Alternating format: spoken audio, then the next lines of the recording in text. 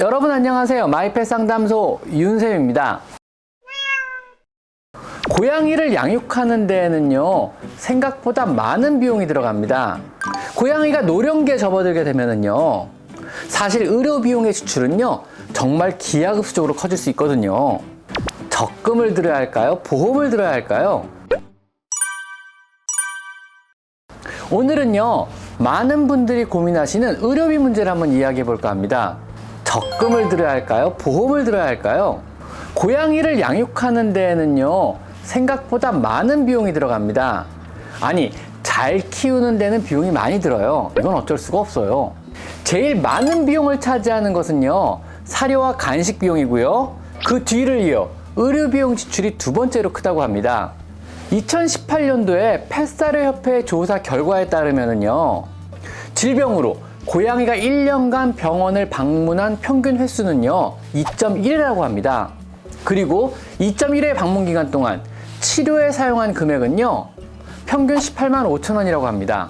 그리고요, 물리거나 골절과 같은 상해 치료를 위해 병원을 방문한 횟수도요 1년에 평균 2회 정도였고요, 한 해 동안 여기에 사용된 총 치료 비용은요 평균 67만 5천 원이라는 조사 결과가 있습니다.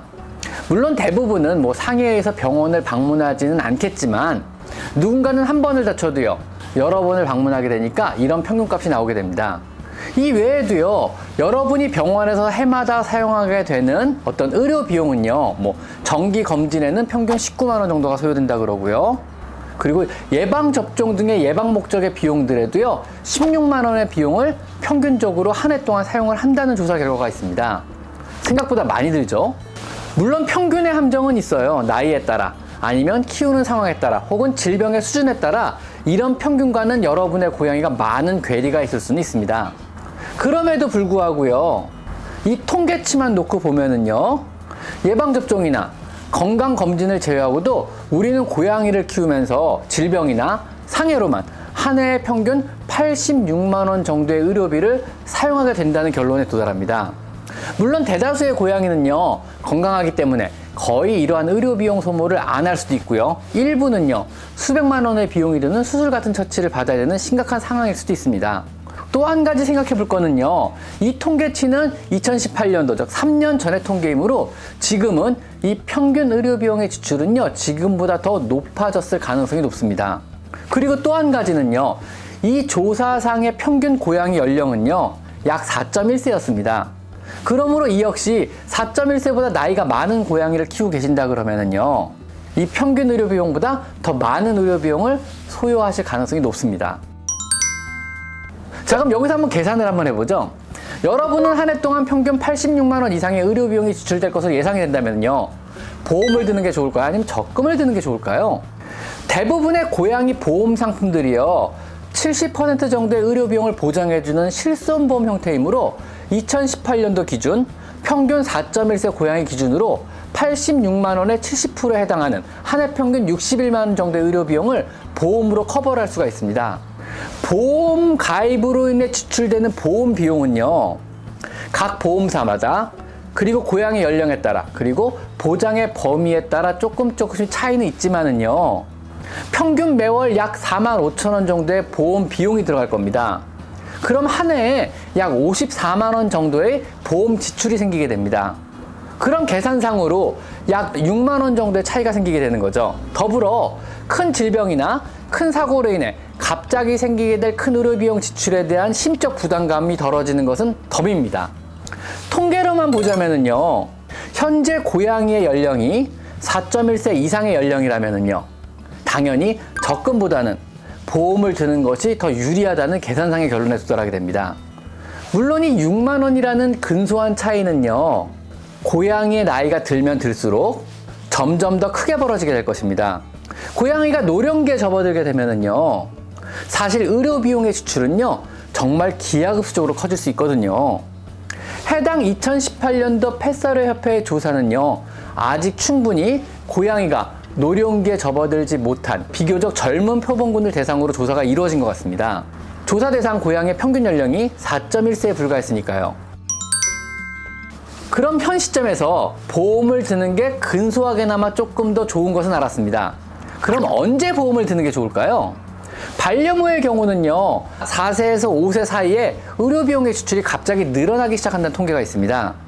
아마 이때가 생후 첫 건강검진이나 스케일링을 시작하거나 아니면 유전적인 질환들, 예를 들면 뭐 심장병이나 구내염, 아니면 치아흡수 병변들이 이때 생기기 시작하기 때문일 겁니다.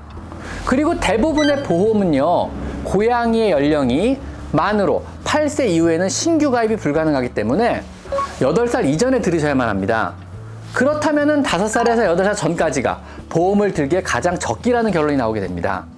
물론 이러한 결론은요, 모든 고양이에 맞는 것은 아닌 전체적인 평균에 근거한 통계이므로 내 고양이의 유전적 품종 소인과 유전적인 질환의 발병 가능성, 그리고 개체별의 건강 상태에 따라 현명하게 결정하셔야 합니다. 하지만은요, 만약 보험을 가입하시기로 결정을 하셨다면은요, 반드시 8살이 되기 이전에 가입을 하셔야만 합니다. 자, 그럼 한번 생각해보죠. 보험을 드는 게 좋은 건 알았다 그러면 어떤 보험을 들어야 할까요? 현재 고양이가 가입할 수 있는 보험사는요, M사, S사, L사의 3가지 보험 상품이 있습니다. 그 중에서 M사와 S사는요, 8살 이전에 가입하면 20살까지 거의 평생에 걸쳐 보험의 갱신이 가능하나 L사의 보험의 경우는 현재까지 11살까지밖에 갱신이 안 되는 걸로 나와 있습니다.